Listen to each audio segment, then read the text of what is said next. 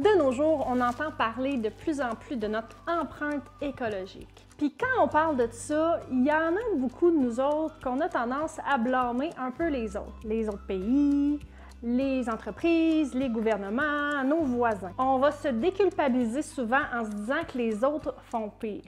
Par contre, selon Radio-Canada, saviez-vous qu'un occidental produit 2 à 3 fois plus de déchets qu'une personne de la Chine ou du Brésil? Je pensais m'en sortir. C'est facile d'oublier tout ça quand on met nos poubelles au chemin, puis que le camion y passe, puis ça disparaît dans la brume. Mais quand on y pense, les couches que j'ai utilisées petites, les verres de plastique, les ustensiles de plastique, les emballages de yogourt que j'ai utilisés en maternelle, ils sont encore parfaitement intacts, enfouis en quelque part. Puis le pire dans tout ça, c'est que mes enfants, puis mes petits-enfants, puis mes arrière-petits-enfants survivront même pas à ces déchets-là qui ont été produits il y a plus de 20 ans.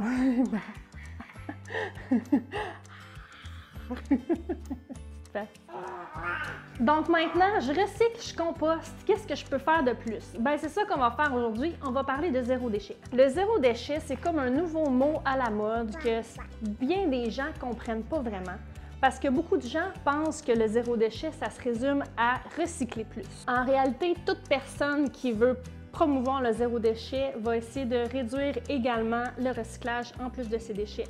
Puis pour faire ça, on a 5 étapes à suivre. Avant de commencer, il faut se rappeler que le zéro déchet, c'est pas un objectif en soi, c'est un long chemin sans fin parce que de nos jours, c'est pas vraiment possible d'atteindre vraiment l'objectif zéro déchet. Donc, le zéro déchet, c'est de partir d'où est-ce qu'on est et réduire au maximum de nos capacités. La première façon qu'on va faire, ça va être de refuser. Refuser quoi? Refuser tout ce qui peut nous causer des déchets. Refuser, c'est vraiment primordial. Si vous refusez correctement, les autres étapes, là, ils sont presque insignifiantes comparativement à refuser. Ça va vouloir dire qu'on va refuser de prendre des échantillons.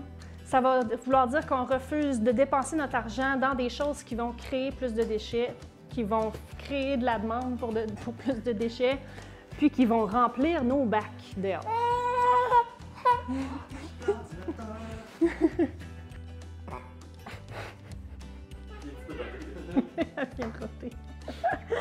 En gros, c'est simple. Quand on met quelque chose au vidange, il suffit de se demander qu'est-ce que je peux faire la prochaine fois pour éviter d'avoir à remettre quelque chose comme ça au vidange.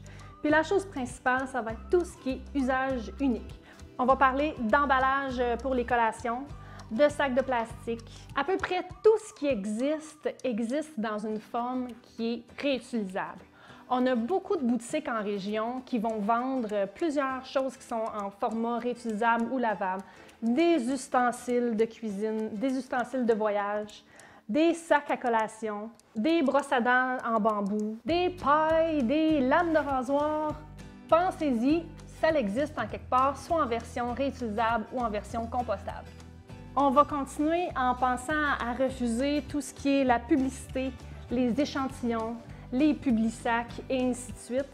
Quand on y pense, c'est des milliers de tonnes de papier à toutes les semaines qui sont distribuées à des milliers de Québécois qui, en réalité, l'ont jamais demandé, puis tout ça dans l'objectif de vous faire dépenser. Coucou!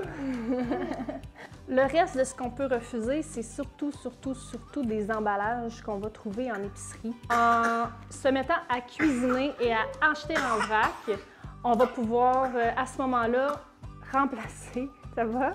Remplacer toutes les choses qu'on achète individuellement. Si on y pense, là, à la place d'acheter des muffins préemballés pour les lunchs, si j'achète ma farine en vrac et tous mes ingrédients, je vais économiser sur les emballages de farine. Comme que je disais au départ, c'est un processus. Donc, on ne partira pas demain matin à essayer de remplacer tout ce qu'on a pour du réutilisable. Sauf que quand on jette quelque chose, puis qu'on s'apprête à racheter quelque chose, ça vaut la peine de racheter dans le réutilisable parce qu'en plus, c'est économique parce que vous l'achetez une seule fois et c'est terminé. La deuxième étape, ça va être de réduire. Puis ça peut paraître un petit peu farfelu parce que vous avez déjà tout ce que vous avez dans votre maison. Pourquoi est-ce que je devrais réduire ce que je possède? C'est assez simple, c'est une question d'adopter la mentalité puis le mindset qui va aller avec le zéro déchet. Tiens. On a tous des tonnes de linge qu'on n'utilise pas, des tonnes de vaisselle qu'on n'utilise pas, Puis toutes ces choses-là, ça prend de l'espace dans nos maisons. Puis qui dit espace dans nos maisons, dit argent que ça nous coûte, dit être attaché à des objets qui, en réalité, si ça fait 1 an que vous ne l'avez pas mis là, vous ne le remettrez pas. Donc, tout ça est dans l'objectif de se détacher émotionnellement de nos objets. Puis quand on va apprendre à se détacher de nos objets, on va apprendre à en acheter moins aussi. Ça va nous permettre aussi de faire un inventaire de ce qu'on possède, puis comme ça, on ne sera pas pris à acheter quelque chose qu'on ne sait plus si on l'a donné, si on l'a perdu, s'il est brisé. Ça va nous permettre d'acheter moins. Dans ce processus-là, rappelez-vous que malgré le fait que vous avez payé X montant pour acheter un item, il est déjà payé. Donc, qu'il soit déjà payé dans votre garde-robe à ne pas être utilisé ou déjà payé à la boutique d'entraide ou donné à quelqu'un, il est trop tard. Prochaine étape, ça va être de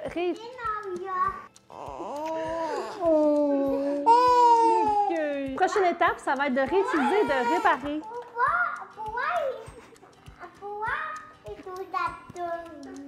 Prochaine étape, ça va être de réutiliser et de réparer. Parce que de nos jours, c'est tellement trop facile d'acheter, d'utiliser et de jeter. On est dans l'ère du jetable, on le voit partout. Puis il y a tellement de choses qu'on peut réutiliser. Puis si jamais on ne peut plus le réutiliser ou le réparer, dans ce cas-là, on va faire notre achat intelligent, puis on va aller acheter quelque chose de plus durable. Je pense par exemple aux fameux rideaux de douche de plastique qu'on achète parce que ça devient collant, puis qu'après ça, on le jette, on en rachète un autre. Qu'en réalité, ce fameux rideau de douche-là, vous pouvez tout simplement le mettre à la laveuse et le laver. Facile comme tout.